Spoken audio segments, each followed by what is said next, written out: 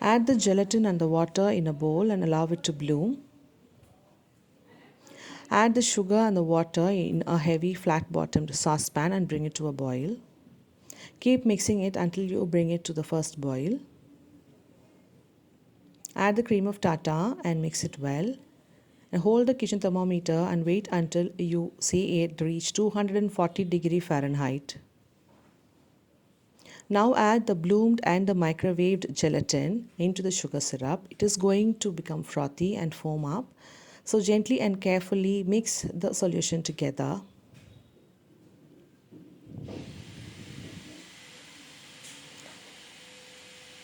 Now add the solution really very hot into the bowl of your stand mixer and use your wire whisk to continue beating for about 10 to 15 minutes.